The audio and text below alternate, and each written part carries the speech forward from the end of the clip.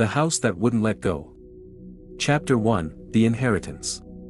Adeline Hart had never heard of the village of Worcester until the letter arrived. A distant relative, a great-aunt she never knew existed, had passed away, leaving her a house deep in the Carpathian forest. The letter was formal, stamped by a Romanian notary, and included a single line handwritten in faded ink: "The house chooses its own." After the sudden death of her husband, Adeline had been drifting.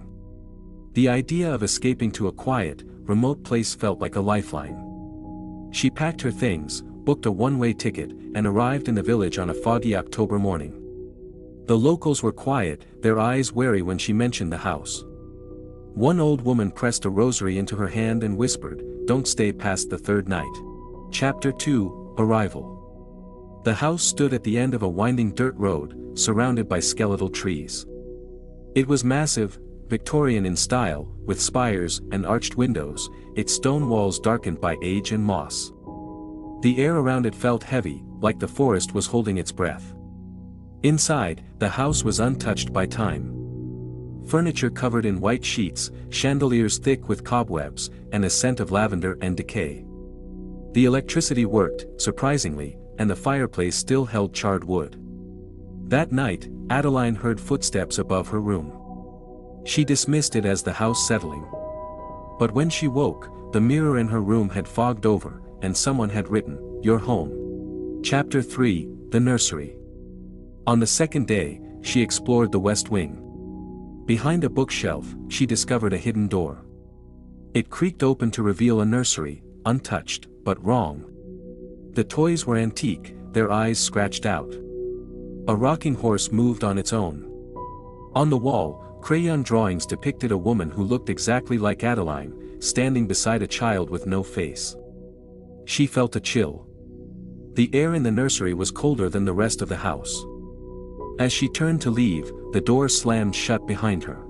Chapter 4, The Letters. In the basement, Adeline found a trunk filled with letters. They were written by Eleonora Hart, her great-aunt, spanning decades. The letters spoke of a living house, one that fed on grief and memory. Eleonora had lost her son in the house. She wrote of mirrors that showed the past, of doors that led to nowhere, and of voices that whispered her name. The final letter read, "If you're reading this, it means the house has chosen you. It will offer you what you lost. But it will never let you go." Chapter 5, The Illusion. That night, Adeline saw her husband in the mirror. He was smiling, reaching out. She touched the glass, and it rippled like water. She heard his voice, soft and familiar, "Stay. We can be together." She spent hours in front of the mirror, reliving memories. But each time, something was off, his eyes too dark, his smile too wide. The house was mimicking him. Chapter 6, The Village Vanishes. On the third day, Adeline tried to leave. She walked back to the village, but the road twisted endlessly. The trees grew thicker, the fog denser. When she finally reached the village, it was abandoned. Doors swung open, meals left uneaten. She found the old woman's rosary on the ground, snapped in half. She screamed for help, but the forest swallowed her voice. Chapter 7, The Bargain. Back at the house, the mirrors began to speak. They showed her husband, begging her to stay. They showed her childhood, her mother's death, her loneliness. The house knew everything. A voice echoed through the halls, "Give me your grief, and I'll give you peace." Adeline realized the house was feeding on her pain. It wanted her to surrender, to become part of it. Chapter 8, The Ritual. She found Eleonora's journal, which described a ritual to sever the house's grip. It required fire, blood, and a choice. Adeline gathered candles, salt, and the journal.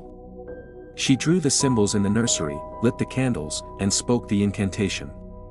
The house screamed. Walls cracked, windows shattered. The mirrors bled. Chapter 9, The Heart. The ritual led her to a hidden chamber beneath the basement. There, embedded in the wall, was a pulsing mass, the heart of the house.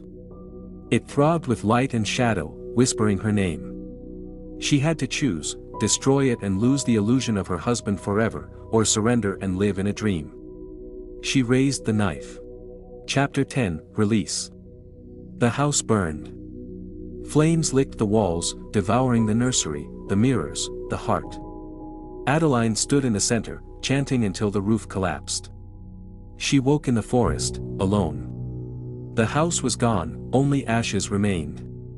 But sometimes, when the fog rolls in, villagers say they see a woman walking among the trees, holding a candle. And if you listen closely, you'll hear a voice whisper, "You're home."